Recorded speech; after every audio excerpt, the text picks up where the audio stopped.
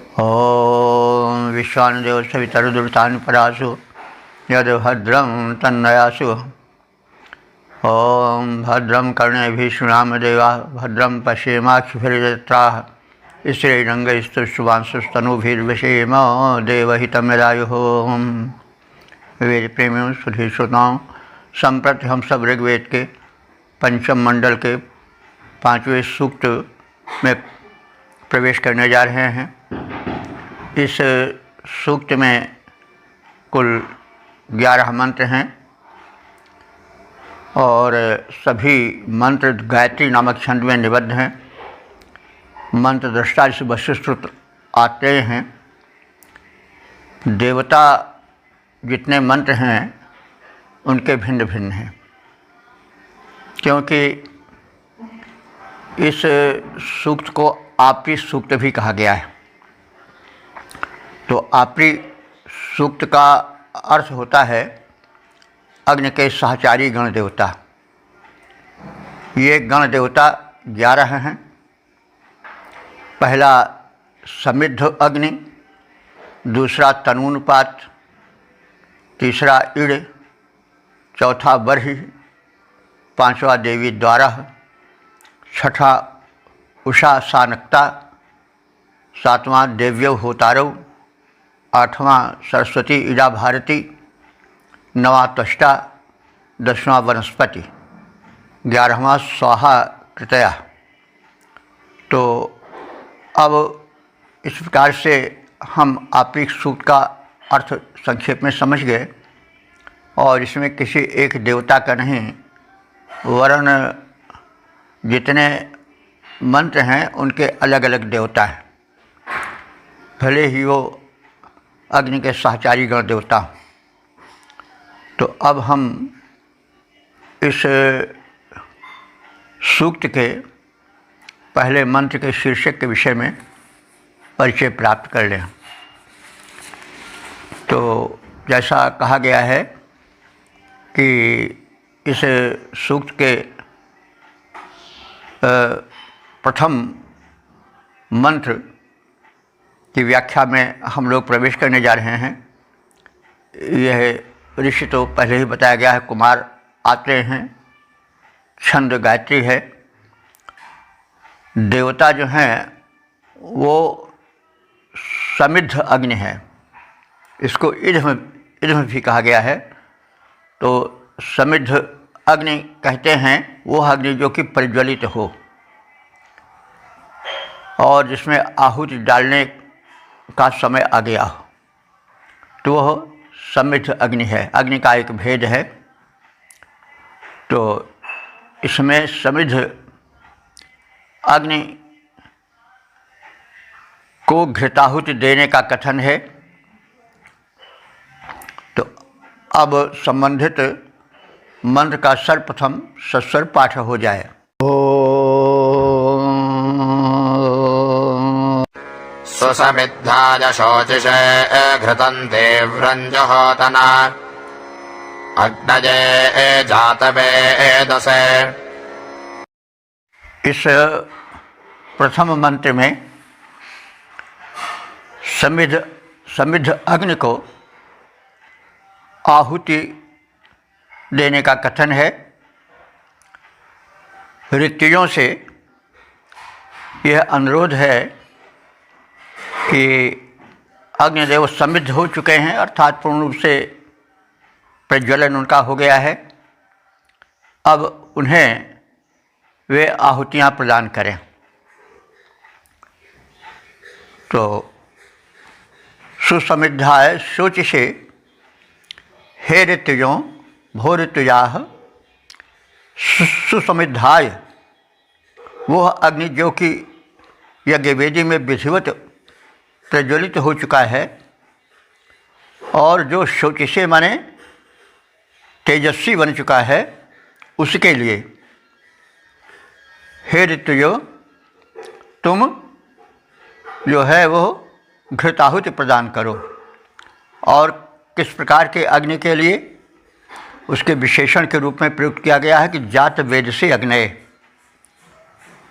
वह अग्नि जो कि सर्वज्ञ है। जात वेद से कहते हैं कि जो जात मात्र को, यानी जितनी वस्तुएं संसार में उत्पन्न हुई हैं उन सब का ज्ञान जिसे हो वो जात वेद से है। तो अग्नि तो सर्वत्र व्याप्त हैं, सर्वज्ञ देव हैं, इसलिए उनको जात वेद से कहा गया है। जात वेद का चतुर्थी है, उसी तरह से अग्नि का चतुर्थी रूप अग्नेय है। तो जात वेद से अग्नेय सर्वज्ञ अग्निदेव के लिए तीव्रम घृतम जुहोतन, शुद्ध तेजस्वी घृत की आहुति दो। यह नियम है कि पहले जब यज्ञ प्रज्वलन यज्ञ में प्रदीप्त हो जाते हैं अग्निदेव, तो पहले घृताहुति दी जाती है। बिना घृताहुति दिए आहुति का प्रक्षेपण तिल तंडोल आदि से जो बना हुआ है वो नहीं होता है, प्रथम घृताहुति दी जाती है। तो वे अग्नि देव जो कि यज्ञवेदी में पूर्ण रूप से प्रज्वलित हो गए हैं और दीप्ति से युक्त हो गए हैं, जो सर्वज्ञ हैं, उन अग्नि के लिए सर्वप्रथम शुद्ध घृताहुति, हे ऋतुजों, हे मनुष्यों, हे आहुति डालने वाले पुरोहितों, तुम प्रथम घृताहुति दो। तो हे ऋतुजों, प्रदीप्त तथा तेजस्वी सर्वज्ञ अग्निदेव के लिए शुद्ध घृत की आहुति प्रदान करो। जो प्रदीप्त हैं, हो चुके तेजस्वी बलवान, जो प्रदीप्त हैं, हो चुके तेजस्वी बलवान, उन पावक को शुद्ध घृत की हवि करो प्रदान। ओम वेद प्रेमियों, सुधीर श्रोताओं, संप्रति हम सब ऋग्वेद के 5वें मंडल के 5वें सूक्त के दूसरे मंत्र की व्याख्या में प्रवेश करने जा रहे हैं। मंत्रदृष्टा ऋषि वसुश्रुत आत्रेय और छंद गायत्री तथा देवता नराशंस अग्नि हैं। शीर्षक है नराशंस अग्नि की शोभा का कथन।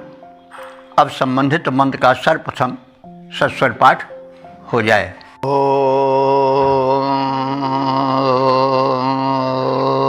नराशंसः सुषोदते मय्यज्ञमदाभ्यः कविर्हि मधुहस्त्यः। इस दूसरे मंत्र में नराशंस नामधारी अग्नि की शोभा का कथन है। अब नराशंस का अर्थ क्या होता है प्रथम जान लेना आवश्यक है। नर माने हम लोग जानते हैं मनुष्य, और शंस कहते हैं प्रशंसित। तो वो अग्नि जो कि मनुष्यों द्वारा, ऋतुजों द्वारा, आराधकों द्वारा अपने गुणों के कारण प्रशंसित हो, वह अग्नि नराशंस अग्नि है। तो यज्ञवेदी में प्रज्वलित अग्नि सर्व प्रशंसित है। तो उन्हीं को संबोधित करके यह मंत्र जो है वो रचित है। तो नराशंसः माने हे मनुष्यों द्वारा प्रशंसित अग्निदेव, इमं यज्ञम, हमारे इस यज्ञ को सुसूदति न्याय अच्छी तरह से प्रेरित करो। सुसूदति यानी सम्यक रूपेण प्रेरित करो, जागृत करो, जगाओ, इसको संपादित करो विधिवत। ही माने क्योंकि तुम अदाभ्य हो, माने अदम्य हो, और कवि माने ज्ञानी हो, मधुहस्त्य माने मधुर हाथों वाले हो। तो अग्नि देव के हाथ क्या हैं? उनकी किरणें, छिटकती हुई लहराती हुई किरणें, वही उनके हाथ हैं। तो हे नराशंस अग्निदेव, तुम्हारी किरणें जो हैं वो मधुर हैं, प्रिय लगने वाली हैं, और उनसे किसी प्रकार की कोई पीड़ा किसी को नहीं होती। वे सर्वप्रिय हैं, इसलिए तुम्हें मधुर किरणों वाला कहा गया है। मधुहस्ता, मधुर हाथों वाला, मधुर किरणों को छिटकाने वाला कहा गया है।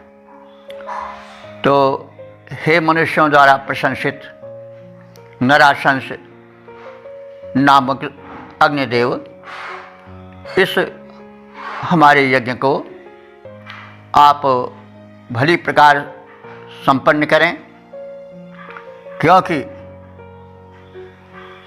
ये अग्निदेव जिनको नराशंस नाम से संबोधित किया गया है, वे अदम्य हैं, किसी के द्वारा प्रज्वलित हो जाने पर दबाए जा सकने वाले नहीं हैं, और ज्ञानी हैं, सब कुछ समझने वाले हैं, और इनकी किरणें, ज्योतियाँ मधुर लगने वाली हैं, इसलिए ये मधुहस्त हैं। तो नराशंस ये अग्नि यज्ञ यह भली भांति संपन्न करें। नराशंस अग्नि यज्ञ यह भली भांति संपन्न करें, ज्ञानी हैं, अदम्य हैं, पावक, रुचिर, किरण के हार धरें। ओम वेद प्रेमियों, सुधी श्रोताओं, संप्रति हम सब ऋग्वेद के 5वें मंडल के 5वें सूक्त के 3रे मंत्र की व्याख्या में प्रवेश करने जा रहे हैं। मंत्र दशाइश वशुश्रुत आत्रेय, छंद गायत्री और देवता इड हैं। शीर्षक है इड अग्नि से धनैश्वर्य की प्रार्थना। अब संबंधित मंत्र का सर्वप्रथम सस्वर पाठ हो जाए।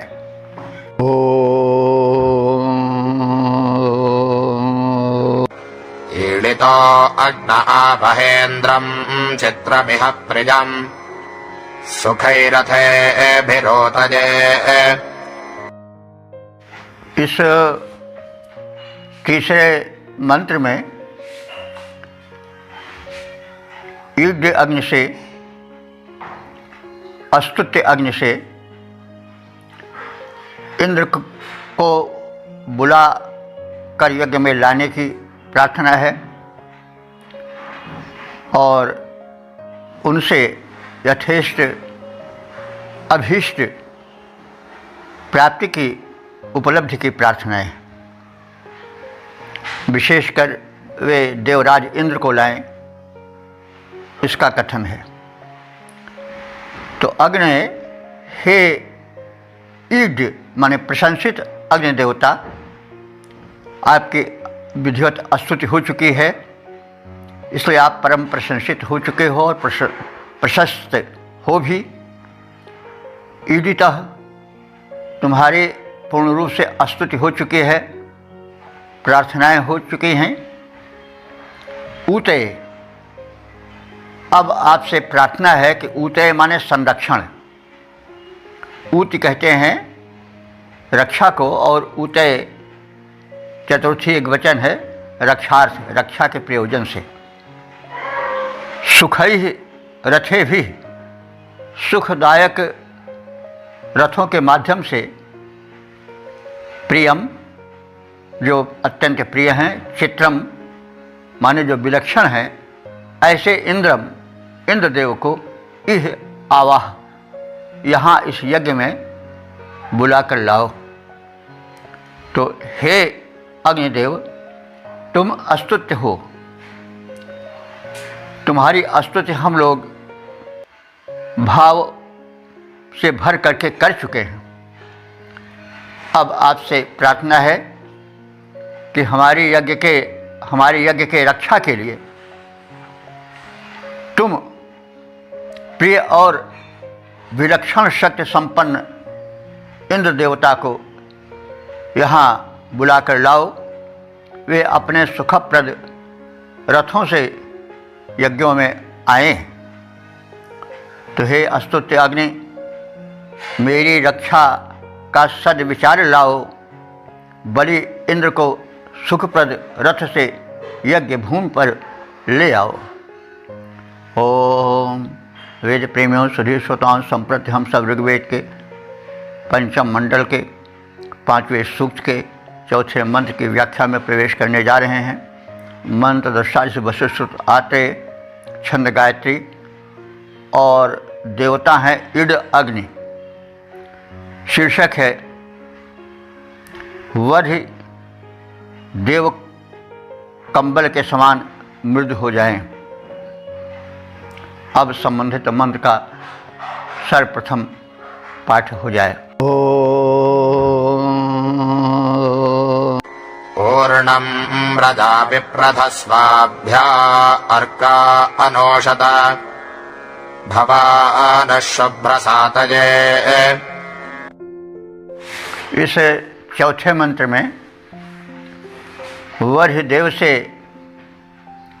प्रार्थना है कि वे यज्ञ में कंबलवत मृदु होकर विष जाएं। तो देखिए, बर्ह का शब्दार्थ तो होता है कुश। कुश का यज्ञ में बड़ा प्रयोजन होता है। कुशासन बड़ा पवित्र माना जाता है, लेकिन कुश में थोड़ी जो है वो तीक्ष्णता होती है।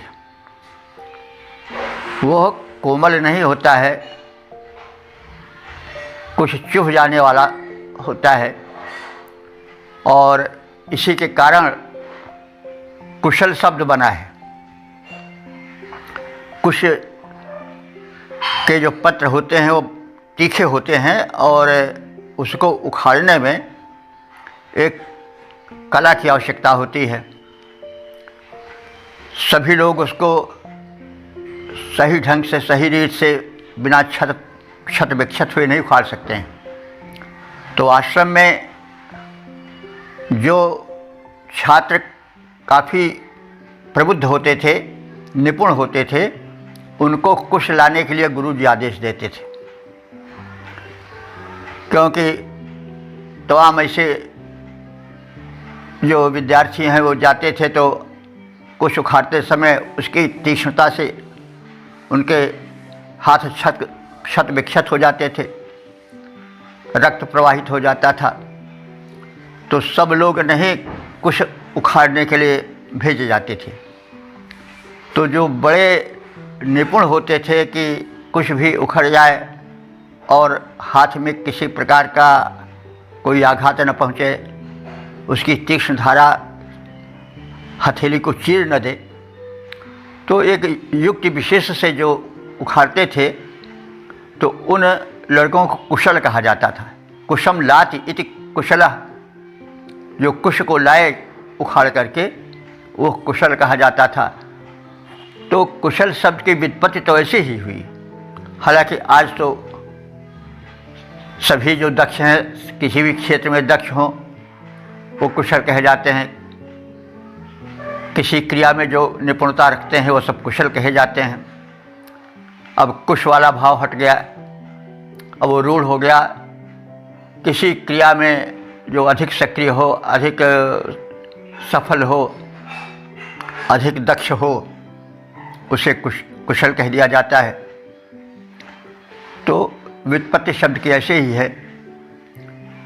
तो अब वध देव से प्रार्थना की जा रही है कि वे इस यज्ञ में अपनी तीक्ष्णता त्याग दें और मृदु हो जाएं। कैसे मृदु हो जाएं? जैसे कंबल, ऊन का बना हुआ कंबल कोमल हो जाता है, वैसे हे कुशदेव, हे बर्हदेव, कुश को ही बर्ह कहा जाता है। तो हे कुशदेव या हे बर्हदेव, आसन तुम्हीं से बनाया जाता है और तुम्हारा ही आसन बैठने के लिए यज्ञ स्थल पर बिछाया जाता है, तो तुम में तीक्ष्णता है, लेकिन प्रार्थना है कि तुम कंबल की भांति मृदु होकर के इस यज्ञ भूमि पर बिछ जाओ, ताकि देव शक्तियाँ जो आमंत्रित हैं उनको किसी प्रकार का कष्ट न हो। तो देखिए, हमारी संस्कृति में कोई वस्तु जड़ नहीं है, वो चेतन है अथवा किसी चेतन शक्ति द्वारा संचालित है। सब एक ही विराट ब्रह्म की उत्पत्ति हैं, एक ही तत्व से समस्त वस्तुएं विकसित हुई हैं। तो सत्य तो एक ही है, परमात्मा एक ही है। पहले कुछ नहीं था, सब शून्य था, लेकिन उस परम विराट परम ब्रह्म परमात्मा के हृदय में हुई ये भावना जगी कि एको हम बहुत श्याम, मैं अकेला हूँ, यानी मेरी सत्ता ही केवल सत्य है, इस समय सब शून्य है, तो मैं बहुत हो जाऊँ। तो अनेक रूप में वही विस्तृत हो गया। जड़ और चेतन सब उसी का रूप है। तो जड़ चेतन जे जीव जग सिया राम मैं जाने, बंदों सबके पद कमल सदा जोरी जुग पाने। तो जो तत्वदर्शी हैं, अनुभूति की चरमावस्था पर पहुंच जाते हैं, उनको सर्वत्र एक ही तत्व का दर्शन होता है। जिधर देखता हूँ उधर तू ही तू है, बस जित देखो तित तू, तो तू करता तू भया मुझ में रहा न हूँ। तो यह एक अनुभूति की चरम अवस्था होती है। तो कथन यह किया जा रहा है कि यद्यपि हम लोग कुशासन को या कुश को निर्जीव समझकर उसके साथ व्यवहार करते हैं, कुश से कुशासन बनाया जाता है, लेकिन कुशासन में भी एक जीवन है, उसके पीछे भी कोई शक्ति है। इसलिए हमारी संस्कृति में जिसको लोग जड़ कहते हैं, उसकी भी उपासना की जाती है, उसमें भी देवत्व का अनुभावन अथवा अनुभूति की जाती है। तो यज्ञ का एक उपकरण है कुश, और कुश से बना कुशासन बिछाने के लिए वह यज्ञ में परम पवित्र माना जाता था, इसलिए उसकी महत्ता है। अब यहाँ पर यज्ञ के इस एक जो अंग है बर्ह, जिससे बना हुआ कुशासन है, उससे प्रार्थना की जा रही है कि हमारे यज्ञ में आहूत जो हैं दिव्य शक्तियाँ या ऋषि आदि, वे आसीन हों। इसके लिए तुम अपनी तीक्ष्णता को त्याग दो, और जैसे कोमल ऊन का कंबल होता है वैसे ही तुम बन जाओ। तो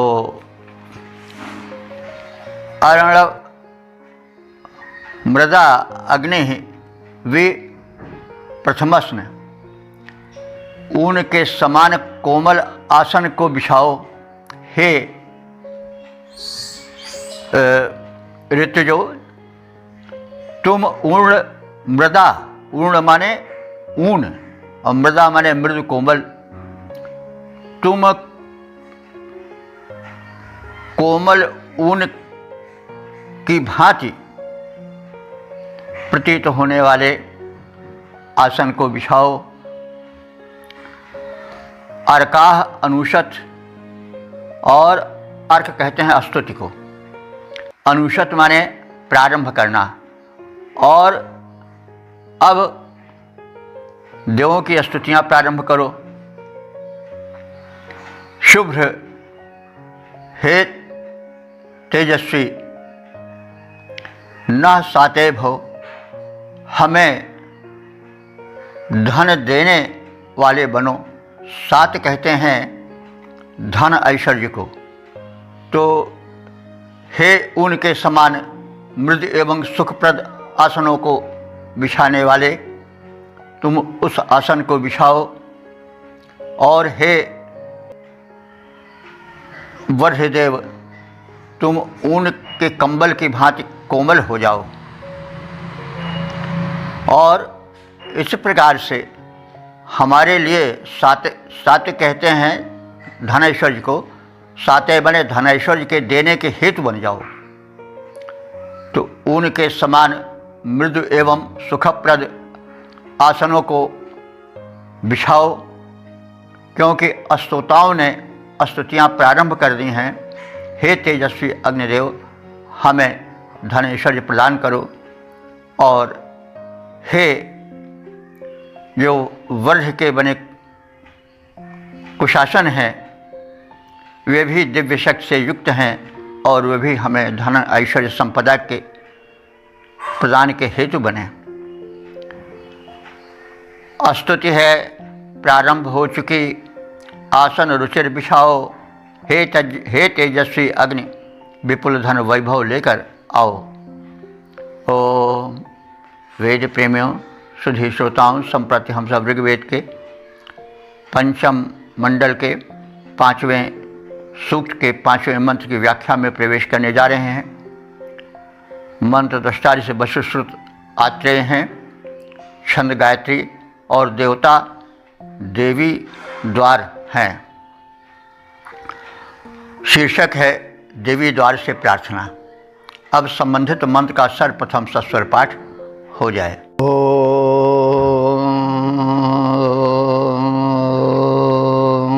देवेर्द्वारो विसृजध्वं सुप्राजडान ऊतये प्रप्रयज्ञं प्रणेतना। इस 5वें मंत्र में दिव्य द्वार की स्तुति की गई है। यज्ञ भूमि पर प्रवेश के लिए दिव्य द्वार बनाए जाते थे और उनसे ही होकर यज्ञ भूमि पर प्रवेश होता था। तो जैसा निवेदन किया जा चुका है, हमारी संस्कृति सर्वत्र एक ब्रह्म तत्व का दर्शन करती है। आज भी जो संस्कार होते हैं उनमें जड़ वस्तुओं की भी चौखट की और जो प्रवेश द्वार की है उसकी स्तुति की जाती है, उसका स्पर्श किया जाता है, मत्था टेका जाता है। हम जब किसी मंदिर में जाते हैं तब भी उसकी चौखट को, जो प्रवेश द्वार का मुख्य स्थान है, वहाँ भी सिर रखते हैं, सिर झुकाते हैं, नमन करते हैं। तो यज्ञस्थल उस समय का मंदिर समझो, क्योंकि उस समय मूर्ति पूजा नहीं थी। यज्ञ ही के माध्यम से देव शक्तियों का आवाहन होता था।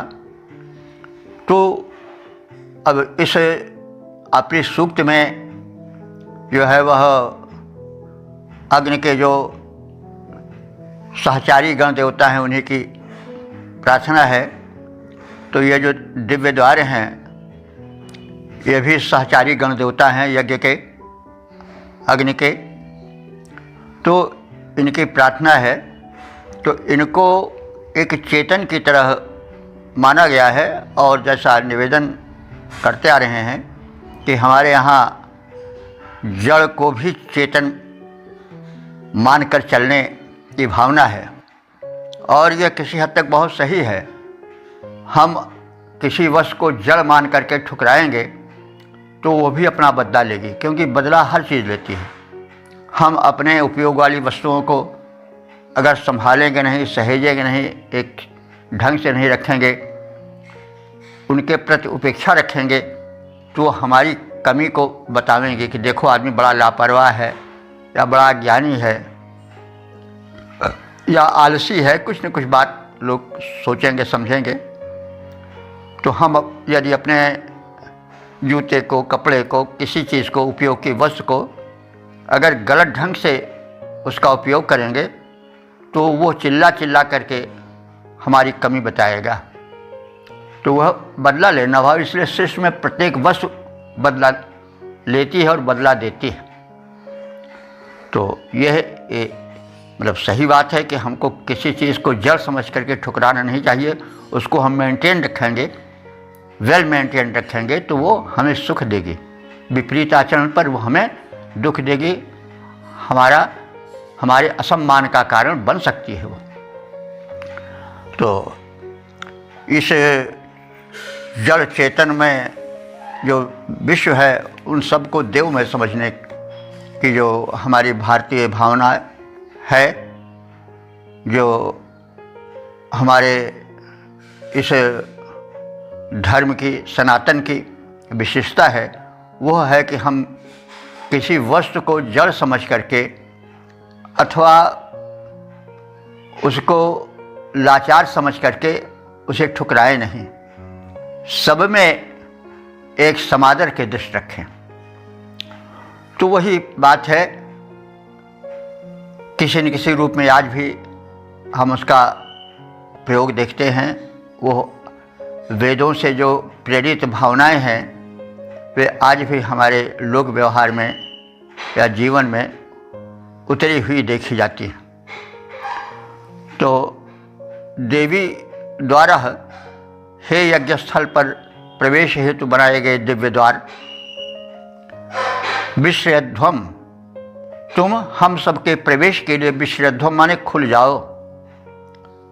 सुप्रायाणा, तुम सब उत्तम गुणों वाले हो।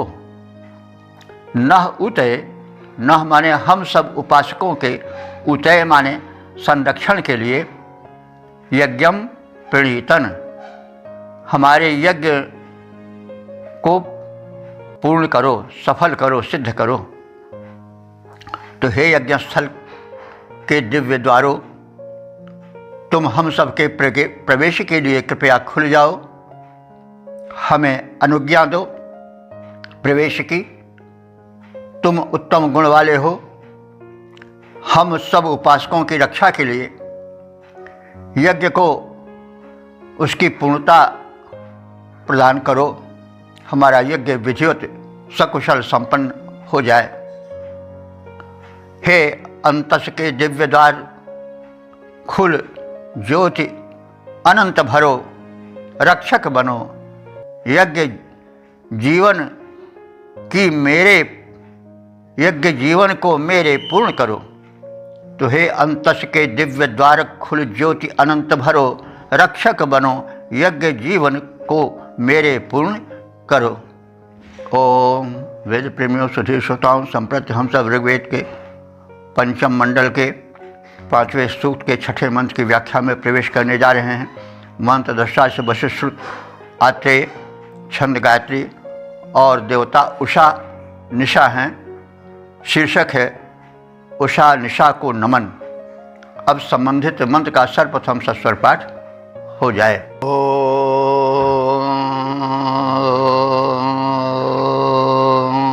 सुप्रतीके मजो वृधा जह्वे रतस्य मातरा दोषामुषा समीमहे। इस छठे मंत्र में उषा और निशा को नमन पूर्वक उन्हें यज्ञ को सफल बनाने की प्रार्थना की गई है। कहा गया है कि हे उषा और निशा, तुम दोनों सुप्रतीके, सुरूपा हो, उत्तम रूप वाली हो। वयोवृद्धा, वय कहते हैं आयु को, वृद्धा माने बढ़ाने वाली, तुम दोनों आयु को बढ़ाने वाली हो। अब इसमें विज्ञान है, अगर उषा काल में हम जागृत होते हैं तो उषा काल हमारे जीवन में दीर्घायु का साधन बन जाती है, और निशा में यदि हम समय से सो जाते हैं और गहरी नींद में सोते हैं तो वह रात भी हमारी आयु वर्धन का कारण हो जाती है। तो इसलिए इनको वयोवृद्धा कहा गया है।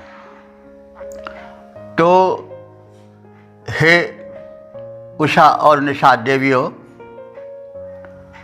तुम सुप्रतीके यानी तुम उत्तम रूप वाली हो, यानी तुम्हारी छवि बड़ी सुहावनी है।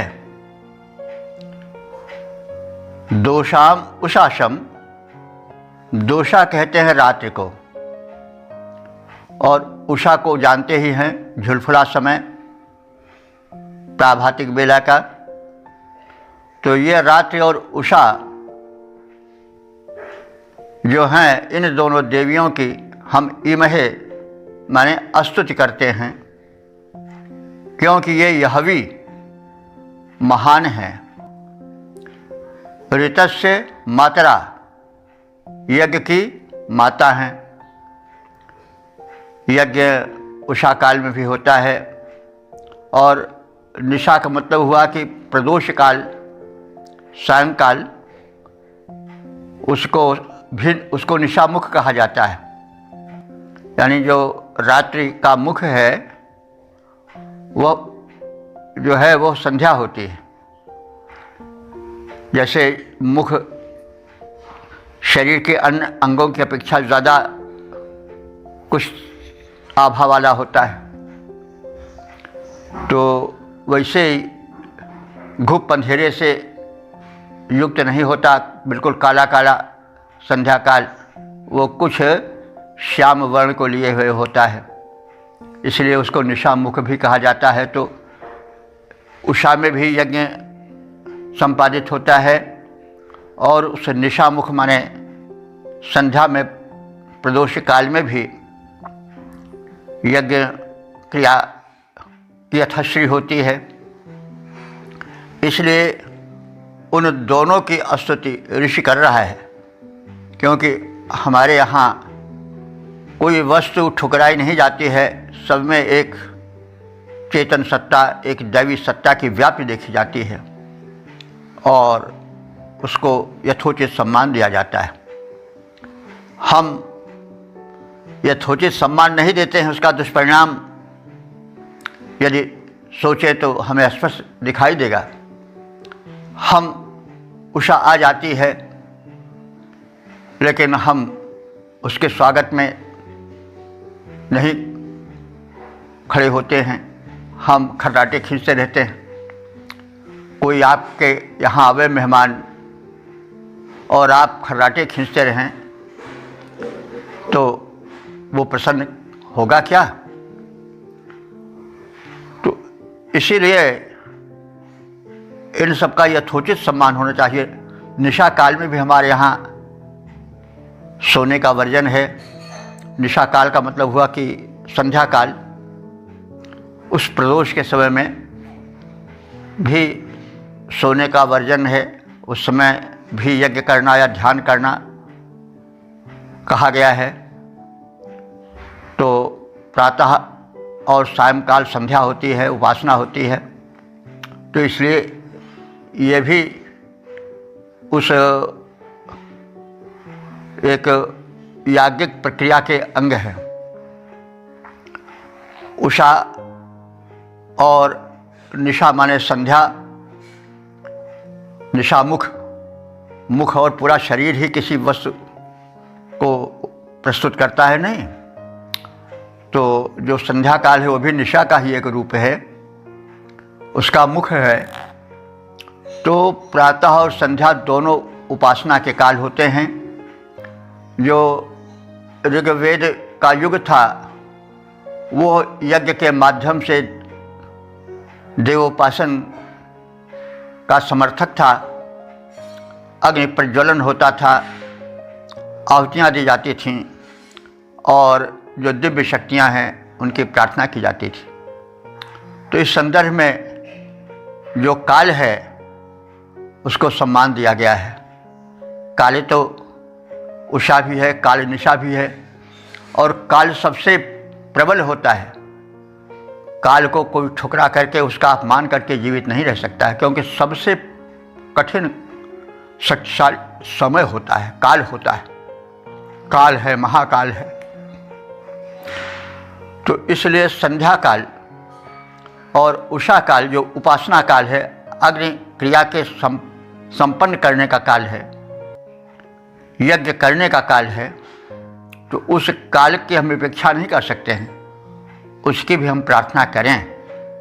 इसी दृष्टिकोण से उषा और निशा की, यानी उषा काल की और संध्या काल की भी प्रार्थना की गई है। इनको भी यज्ञ का गण देवता कहा गया है और ये सब मिलकर आपसी सूक्त बनाते हैं। तो सुप्रतीके, हे उत्तम रूप वाली स्वरूपा, वयोवृद्धा माने आयु का वर्धन करने वाली, दोषाम उषासम, संध्या काल और उषा काल, इमहे हम तुम्हारी स्तुति करते हैं। यह भी क्योंकि तुम दोनों महान हो। ऋतस्य मात्रा, यज्ञ की माता हो। ऋत कहते हैं यज्ञ को। ऋत शाश्वत सिद्धांत भी होता है, ऋत यज्ञ भी होता है। ऋत के कई अर्थ होते हैं, समय समय पर हम व्याख्या करते आ रहे हैं। तो यहाँ पर ऋत का अर्थ होगा यज्ञ, क्योंकि यज्ञ शाश्वत है। भले हम यज्ञ ना करें, लेकिन यज्ञ क्रिया बंद नहीं हो रही है। प्रकृति का यज्ञ तो चल ही रहा है। ये निशा उषा हो, रात्रि का आना, रात्रि का जाना, सूर्य का उदय होना, वायु का चलना, ये सब प्रकृति द्वारा की गई यज्ञ क्रिया ही है। अगर प्रकृति अपना यज्ञ का समाप्त कर दे तो फिर संसार ही समाप्त हो जाएगा। जो वायु प्रवाहित हो रहा है वो अपना शुभ कर्म कर रहा है। अग्नि का जो प्रज्वलन है वो भी उसका यज्ञ कर्म ही है, क्योंकि यज्ञ व श्रेष्ठ समम कर्म, जितने श्रेष्ठ कर्म है सब यज्ञ हैं। तो मनुष्य भले किन्हीं कारणों से यज्ञ न कर पावे, लेकिन जो एक यज्ञ है वो कभी बंद नहीं होता है, क्योंकि अगर यज्ञ बंद हो जाए तो फिर सृष्टि ही बंद हो जाएगी, सृष्टि संचालन नहीं होगा। सूर्य, चंद्र, रवि, पृथ्वी, बादल, जल सब अपना अपना कर्म लोकार्थ संपादित कर रहे हैं, इसलिए ये सब यज्ञ हैं। तो इसीलिए इनको ऋत भी कहा गया है, क्योंकि ये सदैव चलने वाले हैं। यह जो प्रकृति द्वारा यज्ञ किया जा रहा है वो कभी बंद नहीं होता है। अगर यह प्रकृति द्वारा संपादित क्रिया बंद हो जाए, सूर्योदय बंद हो जाए, चंद्रोदय बंद हो जाए, वायु का प्रवाह बंद हो जाए, जल का अस्तित्व समाप्त हो जाए, तो फिर सृष्टि ही समाप्त है। तो सब अपना अपना कार्य कर रहे हैं, वह यज्ञ ही है। और इसलिए इनको ऋत कहा गया है, क्योंकि ये हमेशा होते हैं, कभी बंद नहीं होते।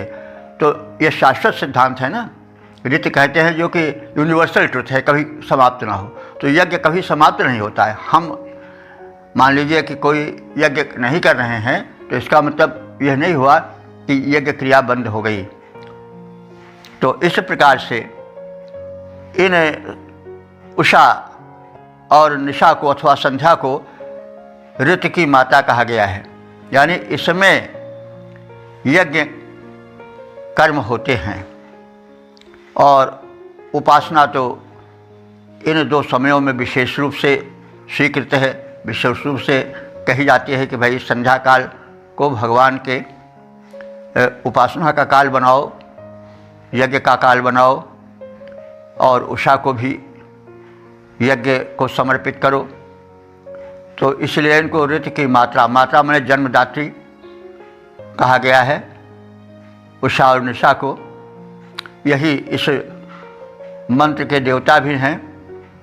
इनसे प्रार्थना करते हुए कहा जा रहा है कि हे सायं काल रूपी देवी और उषा काल की देवी देवशक्तियों, तुम दोनों के हम उपासक स्तुति करते हैं।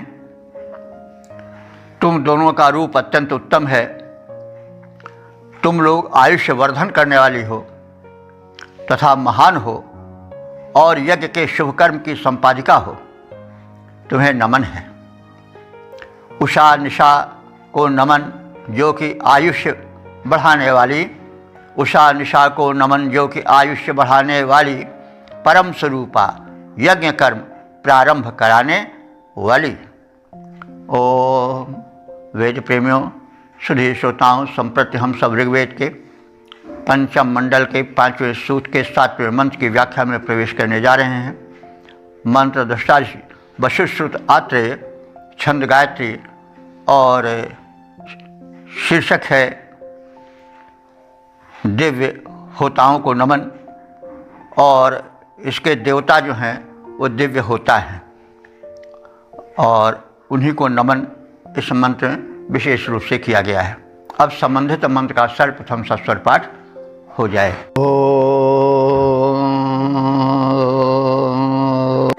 वातस्य पद्मन्नेडिता दैव्या होता रामनुषः इमन्नो अजग्दमागतम्। इस 7वें मंत्र में दिव्य होताओं का आवाहन है, क्योंकि वे ही देवता हैं इस मंत्र के। अब यह प्रश्न होता है कि दिव्य होता कौन है? वैसे होता तो कहते हैं जो आवाहक हो, जैसे अग्नि को भी होता कहा गया है, जो ऋग्वेद के मंत्रों से दिव्य शक्तियों का आवाहन करते हैं उनको भी होता कहा जाता है। लेकिन यहाँ एक विशेषण लगा दिया गया है, दिव्य होता। तो ये दिव्य होता कौन है? सायण ने कहा है कि सूर्य और अग्नि का जो सूक्ष्म अंश है वही, या उससे समुद्भूत जो शक्ति है वही दिव्य होता है, क्योंकि दिव्य शक्ति ही दिव्यता को प्रेरित करती है।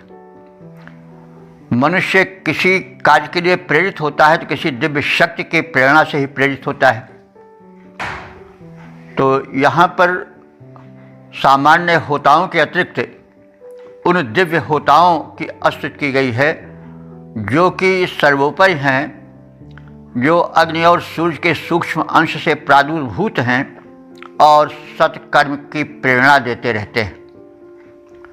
उन दिव्य होताओं की यहाँ स्तुति की गई है, क्योंकि जब यज्ञ व श्रेष्ठतम कर्म, जो श्रेष्ठ कर्म है, उत्तम कर्म है, वो यज्ञ हैं, तो उत्तम कर्म के प्रेरक कोई न कोई होते हैं। तो वो जो प्रेरक देव हैं वही जो है वो यहाँ पर दिव्य होता के रूप में कथित हैं। दैव्या होतारा, हे दिव्य दोनों होताओं, ईडिता तुम संप्रति प्रार्थित हो रहे हो और हम सबके द्वारा प्रार्थित अग्नि और सूर्य के अंश से निकलने वाले प्रेरक दिव्य होताओ, तुम मनुष्य हमारे इस मानसिक यज्ञ में, हम लोग मनुष्य जो यज्ञ संपादित कर रहे हैं उसमें प्रेरक बनो। देखिए, जैसा हम अभी कह चुके हैं कि यज्ञ तो हो रहा है, प्रकृति स्वयं यज्ञ कर रही है, उसका यज्ञ कभी एक क्षण को भी बंद नहीं होता है, निरंतर चलता रहता है। तो उससे अंतर दिखाने के लिए यहाँ मानुषी शब्द आया है। मनुष्य यानी हम मनुष्यों द्वारा जो यज्ञ संपन्न किया जा रहा है उसमें तुम दिव्य प्रेरक बन करके आओ। हमारे होता हैं लेकिन तुम दिव्य होता हो, तुम में दिव्यता की मात्रा अत्यधिक है, इसलिए तुम परम प्रेरक बन करके हमारे इस मानुषी यज्ञ में, यानी हम वह यज्ञ जो हम मनुष्य लोग संपादित कर रहे हैं उसमें आओ और दिव्य प्रेरणाएं भरो। न इमम यज्ञम, हम सब के इस यज्ञ को, मानुषी यज्ञ को, वातस्य पद्मन, वायु के गति से आगतम माने चल करके आओ।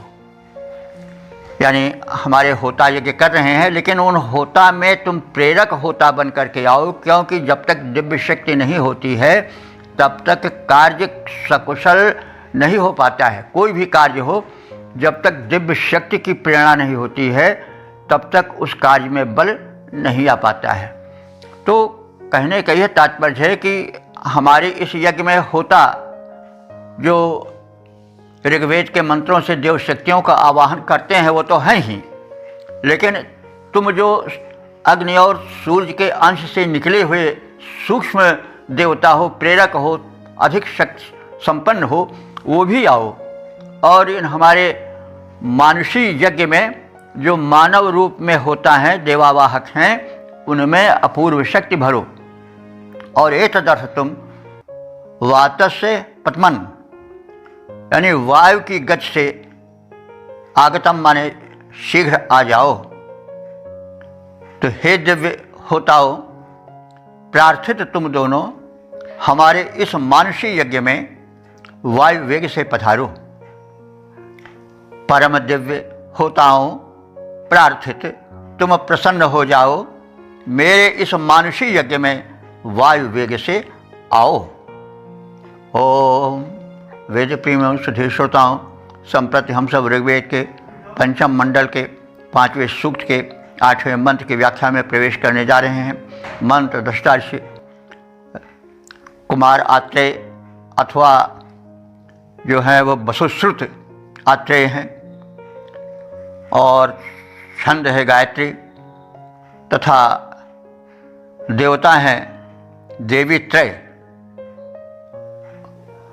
उषा, निशा और भारती। शीर्षक है तीनों देवियों का यज्ञ में आवाहन। अब संबंधित मंत्र का सर्वप्रथम सस्वर पाठ हो जाए।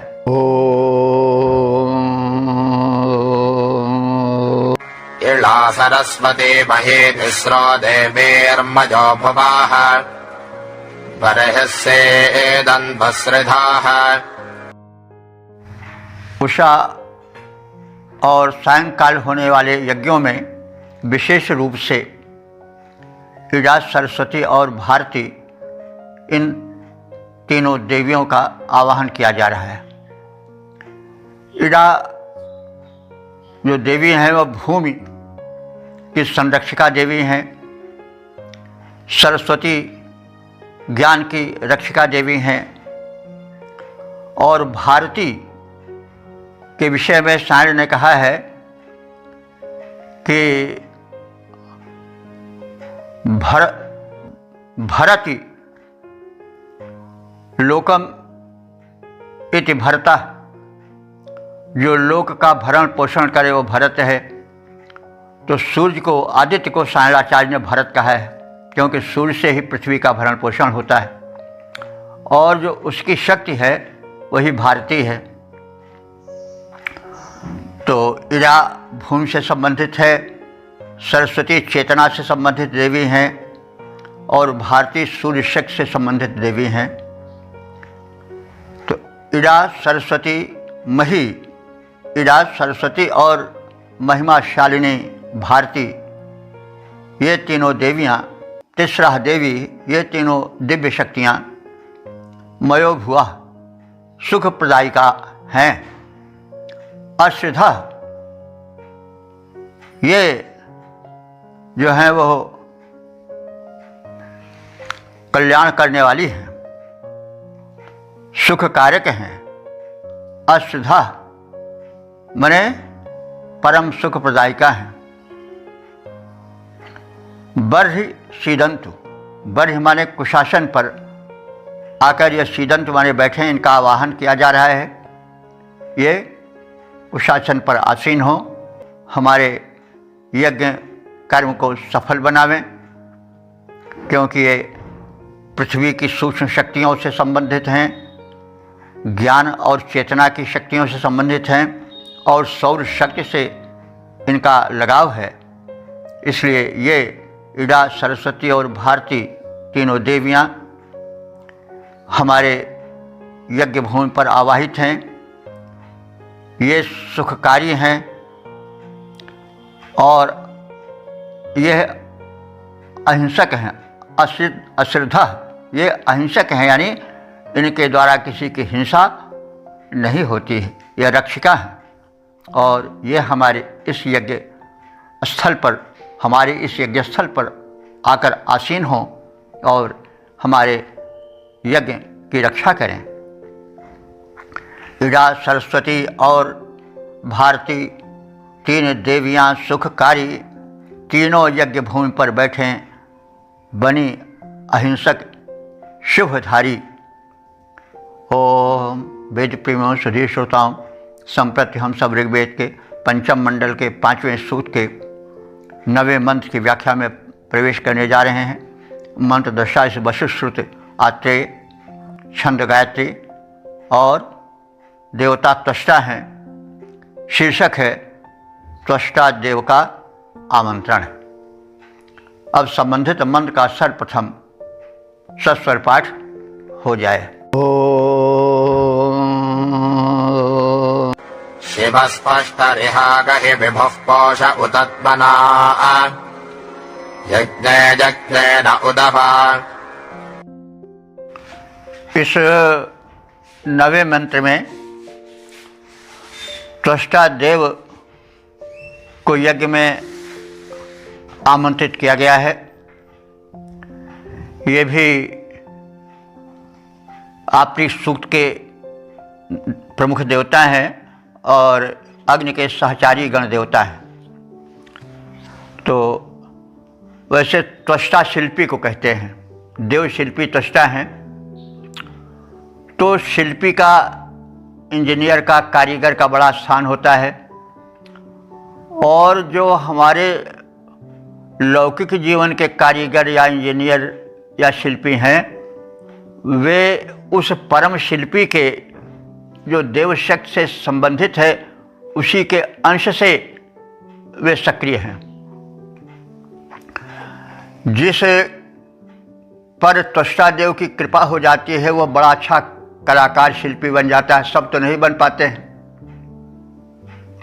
सब काष्ठ से सुंदर पदार्थ नहीं गढ़ सकते हैं, धातुओं से सुंदर वस्तुएं नहीं निर्मित कर सकते हैं।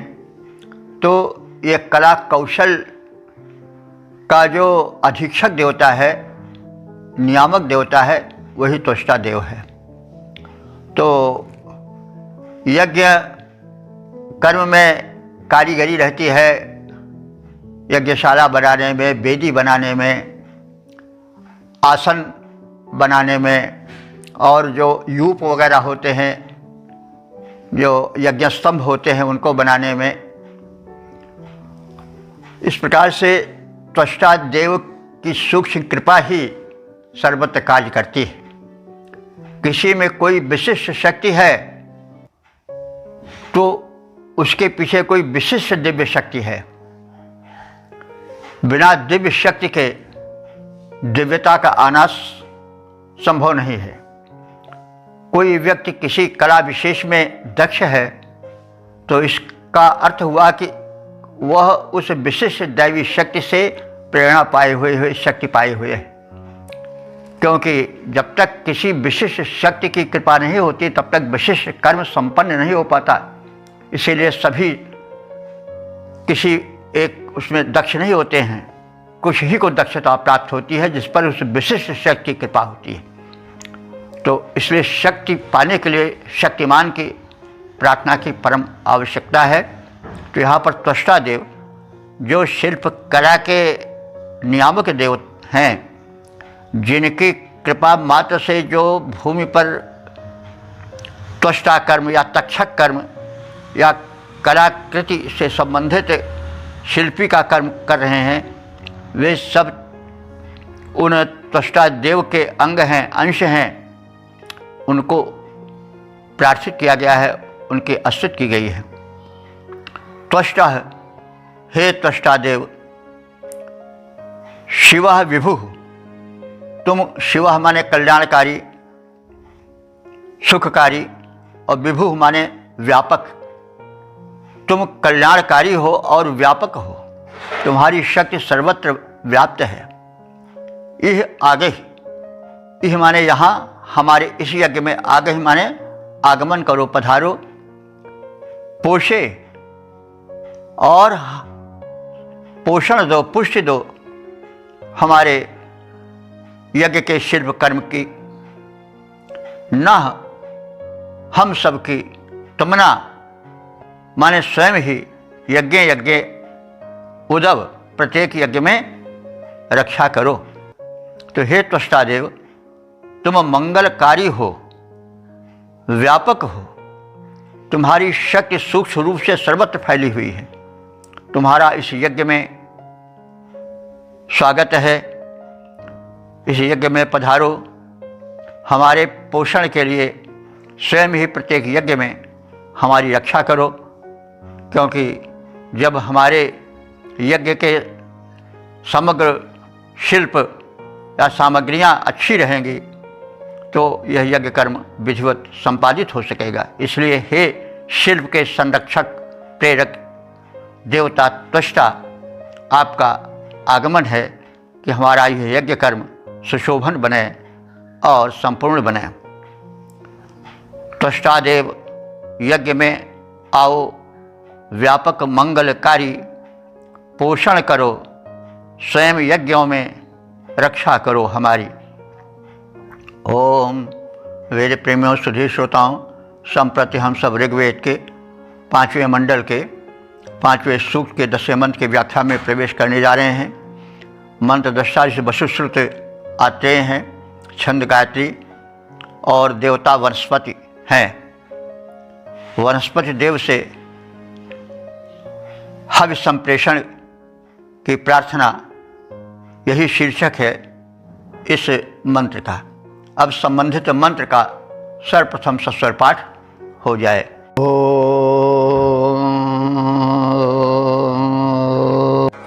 यत्र वेत्थ वनस्पते देवानां गुह्यानामानि तत्र हव्यानि कामया।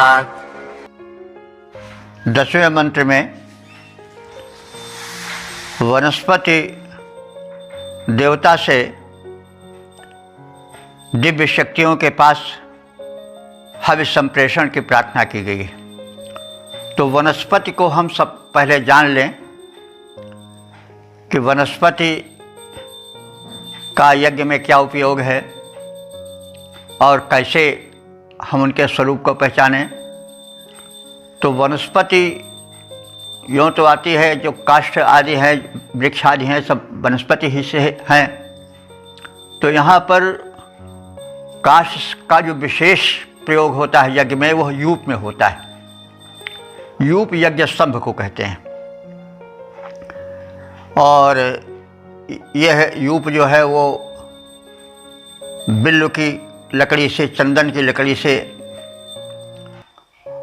और खैर नाम की वनस्पति के काष्ठ से निर्मित विशेष रूप से होता था।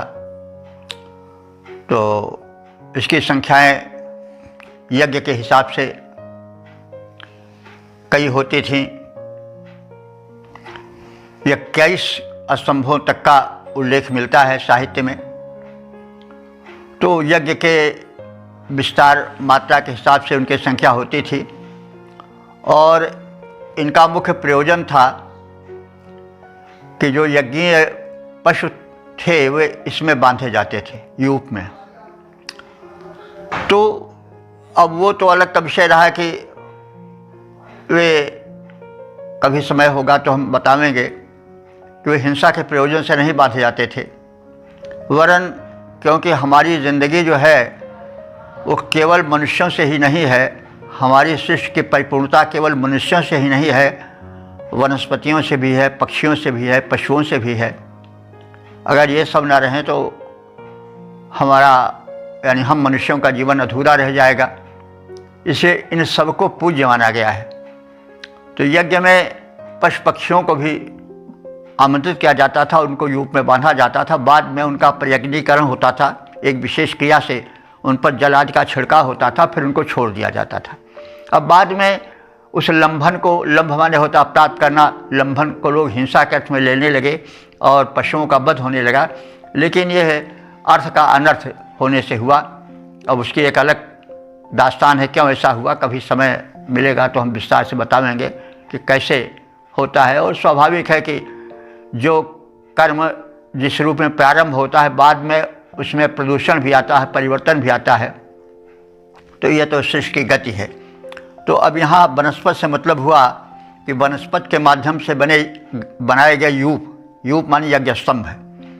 आज भी और नहीं, लेकिन शादी विवाह में तो जो सरावन या हेंगा गाड़ी जाती है वही यज्ञ स्तंभ का रूप है।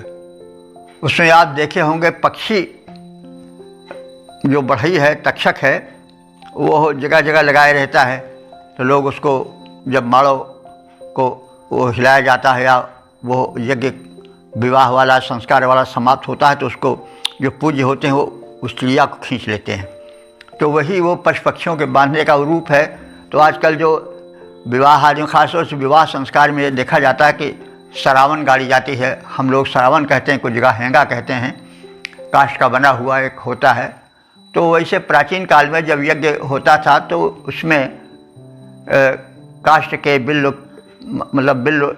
बेल के लकड़ी के, खैर की लकड़ी के, चंदन की लकड़ी के और देवदारू के, इस प्रकार के कई प्रकार के काष्ठ से वो यज्ञ स्तंभ बनाया जाता था और उसमें पशु पक्षियों को जो यज्ञ में विहित हैं उनको बांधा जाता था।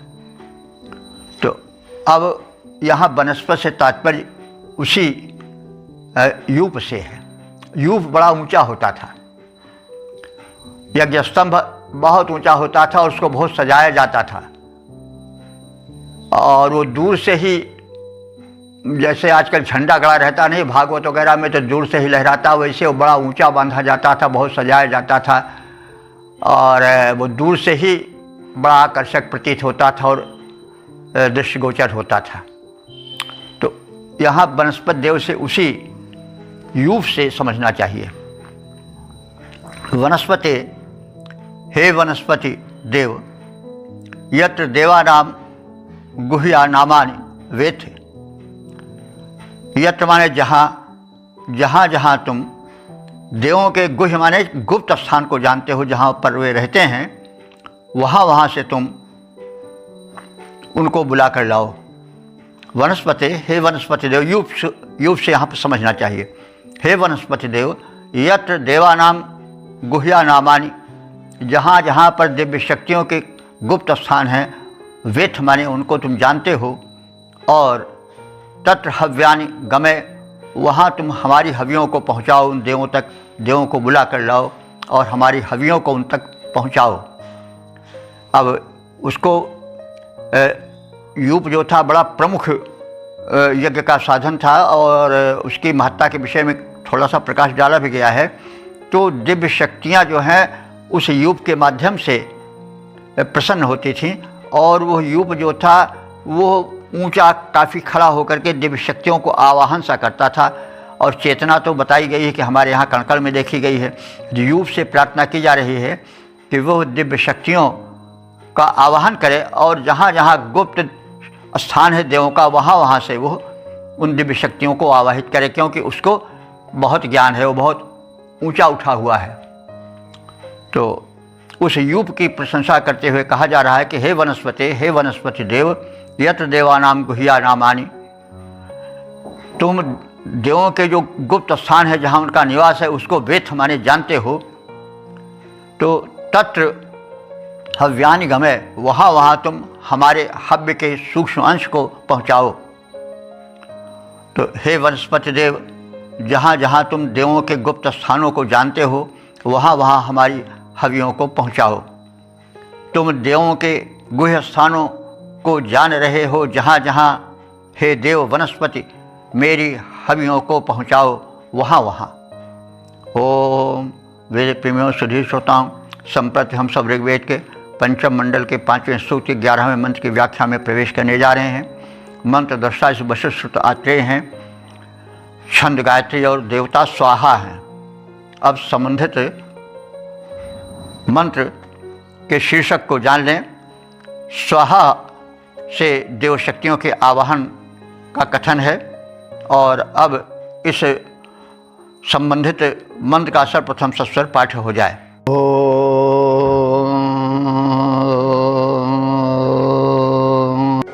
स्वाहाग्नजे वरुणाय स्वाहेन्द्राय मरुद्भ्यः स्वाहा देवेभ्यो हविः।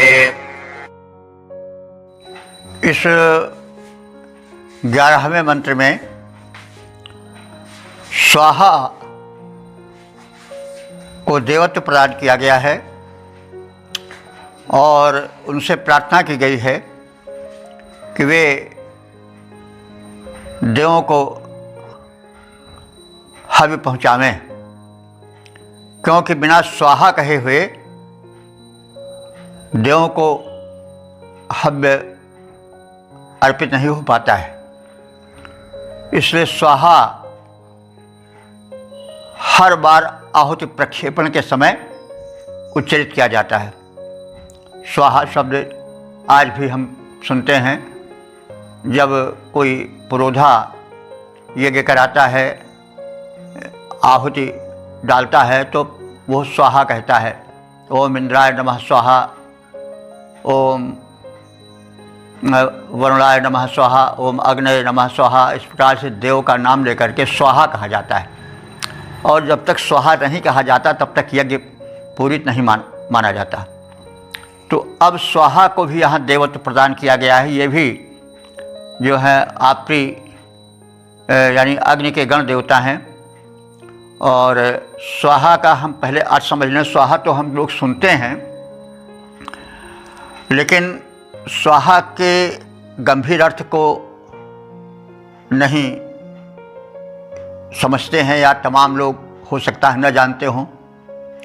तो वैसे हम पिछले प्रसंगों में स्वाहा का अर्थ कह भी चुके हैं, फिर भी जान लें। स्वाहा का अर्थ होता है स्वधन हा। स्व माने अपनत्व का, ह माने त्याग। जब हम किसी देवता को हव्यार्पण करते हैं तो स्वाहा कहते हैं। अब जो पुरोहित करता है वो हमारी ओर से हमारा एक रिप्रेजेंटेटिव बन करके, हमारा एक संदेशवाहक बन करके वही स्वाहा कहता है, लेकिन वो स्वाहा हमारे ही तरफ से यानी हमारे ही अर्थ में कहा जाता है। तो स्वाहा का अर्थ हुआ कि अपनत्व का त्याग। कोई चीज़ प्रदान की जाए तो उसमें अपनत्व रहता है तो प्रदान पूर्ण नहीं माना जाता। हम यह समझें कि हमारा कुछ नहीं है। ये देखिए, बड़ा दार्शनिक शब्द है, विचारणीय शब्द है। हम प्रायः हर चीज़ को अपनी समझते हैं और उस पर अपना अधिकार मानते हैं, जैसे हमारी ही हो वास्तव में। लेकिन अगर गंभीरता से सोचिए तो आपकी नहीं है वो। मनुष्य जो है वो खाली हाथों आता है, खाली हाथों जाता है। अपने साथ ना घर लाता है, द्वार लाता है, न पुत्र लाता है, न पत्नी लाता है, न कोई कुछ बैलेंस लाता है। तो चाहे पुत्र हुआ, पत्नी हुआ, पत्नी है, या जो कुछ भाई बिरादरी या प्रसार है, जगह ज़मीन धन दौलत, वो सब इसी संसार की तो है ना। हमें किसी न किसी से किसी क्षण कोई वस्तु मिली है, सर्विस हमें कोई देता है, पेमेंट या तनख्वाह या वेतन हमें कोई देता है। किसी ने अपनी कन्या हमें दिया तो हम पत्नी वाले हुए, कोई हम अपने साथ तो लेकर आए नहीं थे। इसी तरह से जो कुछ है हमारे पास, धन दौलत खजाना अन्न धन या जो कुछ भी है, वो कहीं से मिला है, किसी के माध्यम से मिला है, हम उसको अपने साथ लेकर नहीं आए हैं। तो यह एक अनधिकार चेष्टा है कि हम किसी वस्तु विशेष को अपना ही समझें। और समझना तक तो भूल नहीं है, लेकिन जब हम अपना समझ करके अहंकार से भर जाते हैं कि हमारी है और हमारे अतिरिक्त किसी की नहीं है, देखो हम बड़े दानी हैं, दे रहे हैं, देखो हम बड़े कितने महान हैं, यह कर रहे हैं, तो यह अहंकार बुरा है। इसीलिए स्वाहा कहा जाता है कि जब हम आहुति को देते हैं तो हमारी तरफ से जो पुरोहित है वो कहता है स्वाहा, यानी हम यहाँ पर इस आहुति को प्रदान करते हुए इसे अपनत्व त्याग रहे हैं। कहते नहीं इदम इंद्रम, ये जो वस्तु है इंद्र की है, न मम मेरी नहीं है, इंद्र ओम नमः इंद्राय स्वाहा। हर देवता कहा जाता है यह इनकी है, मेरी नहीं है, इसलिए इनको दे रहा हूँ। तेरा तुझको सौंपता क्या लगे है मेरा, मेरा जग में कुछ नहीं, जो कुछ है सो तेरा, तेरा तुझको सौंपता क्या लगे है मेरा। तो मैं तो तुम्हारे वश तुम्हें ही सौंप रहा हूँ, उसमें मेरा क्या जा रहा है। और यही समझ लीजिए, यही सारे प्रपंच और मोह माया का कारण है। जब हम अपना समझ लेते हैं और अपना समझने का मतलब हुआ उससे बंध जाते हैं और ये भूल जाते हैं कि यह मूल रूप से हमारी नहीं है, तभी परेशानी पैदा होती है। हम रक्षक बनकर रहें तब तो ठीक है, लेकिन जब भक्षक बन जाते हैं तब खराबी होती है। जैसे मान लो, एक उदाहरण है, बैंक में है, एक क्लर्क के पास रुपए आ रही है लाखों की संख्या में रोज़, लेकिन आने से न उसको कोई हर्ष हो रहा है, और एक विंडो पर बैठा हुआ कोई जो क्लर्क है वो रुपए बांट रहा है, लाखों रुपए रोज़। तो कोई उसको जाने में ना विषाद हो रहा है और ना आने में उस संबंधित को हर्ष हो रहा है। क्यों? क्योंकि वो समझता है कि मेरा नहीं है, मैं देने के लिए या लेने के लिए सिर्फ एक माध्यम हूँ। व्यवहार में क्या होता है कि हम उसको अपना समझ बैठते हैं। इसीलिए तमाम लोग देखा जाता है कि अगर धन चला गया तो उनकी जान चली जाती है, उसके साथ बहुत छीण हो जाते हैं। कुछ लोग तो धन की हानि को सहन नहीं कर पाते हैं, प्राण तक दे देते हैं। इसी प्रकार से कुछ लोग पुत्र परिवार से इतने बंध जाते हैं कि वो मतलब क्षीण होकर, दुर्बल होकर मृत्युशैया पर लेट जाते हैं, हाय हाय करते हैं, रोते हैं, चिल्लाते हैं, चीखते हैं, बिलखते हैं, हमारा चला गया, हमारा खो गया, हमारा पुत्र गया, हमारा भाई गया, हमारा क्या गया, हमारा घर गया, हमारा बैंक बैलेंस गया, हमारा ये हो गया, हमारा वो हो गया। इसमें अनर्थ भी होते हैं, तमाम लोग चोरबाजारी करते हैं, क्या क्या करते हैं, क्योंकि वो हर चीज़ को अपनी समझ लेते हैं। तो अपना समझने, हम सुरक्षा के रूप में तो उसको अपना समझें, लेकिन उसके पीछे हम इस तरह से ना हो जाएं, यही आसक्ति है, यही सबसे बड़ा दोष है। तो इस दोष को हटाने के लिए यज्ञ में स्वाहा शब्द कहा जाता है। माने हम अपने को, स्व माने अपनत्व, हो माने त्याग रहे हैं। जो हम इस पर अपना अधिकार समझते थे कि ये आहुति है, सब चीज़ हमारी है, ये घृत, ये जो अन्न हव्यान्न है, सब हमारा है, तो फिर वहाँ अहंकार आ जाता है और फिर वहाँ पर अर्पण कहाँ होगा। तो सच्चा अर्पण है, इस विषय में है नहीं। एक बड़ा अच्छा है, कहीं रहीम जी बड़े दानी थे, तो दान देते थे तो सर नीचा करके देते थे, जबकि देने वाले प्राय छाती फुला के देते हैं, देखो हम दे रहे हैं।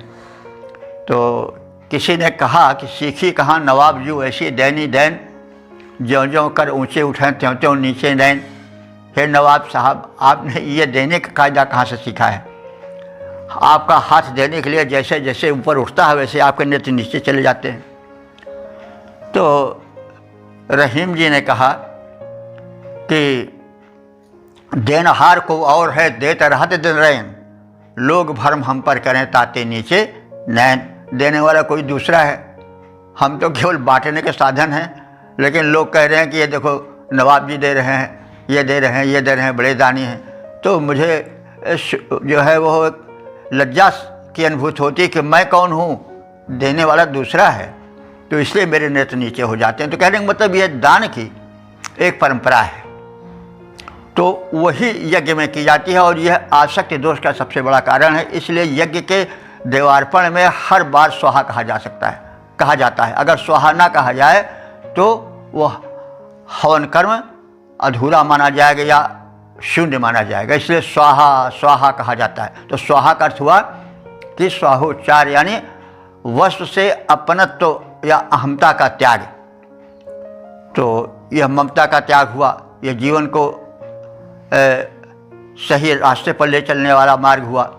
तो अब यहाँ पर स्वाहा को एक देवता माना गया है, क्योंकि उसी के अर्थ को समझकर हम आसक्ति दोष से बचे रह जाते हैं। तो इसलिए यहाँ पर स्वाहा को यज्ञ का एक अंग माना गया है, सहचारी देवता माना गया है अग्नि का, और स्वाहा की महिमा बताई गई है। तो अब इस प्रकार से स्वाहा के स्वरूप को हम समझ लिए। तो अब देखें अर्थ को, इसमें भिन्न भिन्न देवों को स्वाहा कह करके समर्पित किया जा रहा है। ओम अग्नये स्वाहा, अग्नि के लिए यह हवि समर्पित है और यहाँ पर मैं अपनत्व को त्याग रहा हूँ, स्वाहा कह रहा हूँ। वरुणाय स्वाहा, मैं वरुण देवता को हवि अर्पित कर रहा हूँ और इसमें स्वाहा कहकर मैं अपने अपनत्व को त्याग रहा हूँ, अहंकार भावना को त्याग रहा हूँ, इसलिए यह वरुण को समर्पित हो। स्वाहा माने समर्पण, तो अग्नये स्वाहा, ये हमारी वस्तु अग्नि, ये हमारा समर्पण अग्निदेव को प्रदान किया जा रहा है, अग्निदेव को हम दे रहे हैं। वरुणाय स्वाहा, हम वरुण के लिए अपनत्व त्याग करके हवि दे रहे हैं। इंद्राय मरुद्भ्यः स्वाहा, इंद्र के लिए और मर्तों के लिए हम अपनत्व त्याग करके हव्य द्रव्य समर्पित कर रहे हैं। देवेभ्यः हविः स्वाहा, जितने देवता हैं उन सबको हम हव्य प्रदान करके उसमें आत्मीयता या अहम भाव को त्याग करके स्वाहा उच्चारण पूर्वक समर्पित कर रहे हैं। तो यह सब देवों के लिए समर्पित है। तो हम अग्नये स्वाहा, अग्नि के लिए, वरुण के लिए, इंद्र के लिए, मरुतों के लिए और सभी देवों के लिए ये स्वाहापूर्वक हव्य का समर्पण हो रहा है। सब देवगण इसे स्वीकार करें, इसमें मेरा कुछ नहीं है, सब आप ही सबका कृपा है। अग्निदेव की कृपा से और वरुण देव की कृपा से, तमाम देवों की कृपा से यह जो हमें मिला है, हम उनकी वस्तु उनको सौंप रहे हैं और अपने अस्तित्व का त्याग कर रहे हैं। अपनेपन का, अपने अधिकार भावना को छोड़ करके हम उन्हीं की वस्तु उन्हीं को समर्पित कर रहे हैं। इसलिए इस प्रकार से जो है वो स्वाहा देव का कथन किया गया। तो अग्नि, वरुण, इंद्र, मरुतों और सभी देवों को यह हवि स्वाहा पूर्वक समर्पित है। स्वाहा देव हमारी रक्षा करें। अग्नि, वरुण को, इंद्र, मरुत को और अन्य जो देव महान, उन सबको मैं स्वाहा पूर्वक सादर करता आहुति दान। तो इस प्रकार से हमने इस आपरी सूक्त के 11 मंत्रों का संक्षिप्त ज्ञान प्राप्त किया। तो जैसा प्रारंभ में कहा गया है कि यह आपरी सूक्त के अंतर्गत आता है। आपरी सूक्त का अर्थ अग्नि के सहचारी देवतागण हैं। ये संख्या में 11 हैं जिनका नाम लिया गया है, कहा गया है। और इन सूक्तों में इंद्र का भी नाम आ गया है। और सभी आपरी सूक्तों की रचना याज्ञिक दृष्टिकोण से की गई है। प्रत्येक सूक्त में सामान्यतः 11 मंत्र हैं और प्रत्येक मंत्र के देवता भिन्न भिन्न हैं। ऋग्वेद में आपरी सूक्तों का विभाजन ऋषि के अनुसार हुआ है। इसमें 10 आपरी सूक्त हैं। ऋग्वेद में आपरी सूक्तों की संख्या 10 है। और ऋग्वेद के प्रथम सूक्त के 13वां मंत्र जो है वो आपरी सूक्त है। मतलब ऋग्वेद के प्रथम मंडल का जो 142वां सूक्त है वो आपरी सूक्त है। और जो प्रथम मंडल का 188वां सूक्त है वो भी आपरी सूक्त है। दूसरे मंडल का जो तीसरा सूक्त है वो भी आपरी सूक्त है।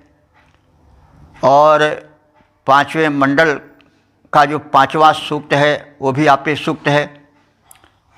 और 10वें मंडल का जो 17वां सूक्त है वो भी आपरी सूक्त है। तो इस प्रकार से ऋग्वेद में आपरी सूक्तों की संख्या 10 बताई गई है। ये सभी आपरी सूक्त की रचना याज्ञिक दृष्टिकोण से की गई है। प्रत्येक सूक्त में सामान्यतः 11 मंत्रों का समावेश है। प्रत्येक मंत्र के देवता भिन्न भिन्न हैं। तो इस प्रकार से हमने आपरी सूक्तों के विषय में संक्षिप्त ज्ञान प्राप्त किया। और इसमें जो समिध अग्नि है उनको आहुति प्रदान की गई है, कल्याण की कामना की गई है।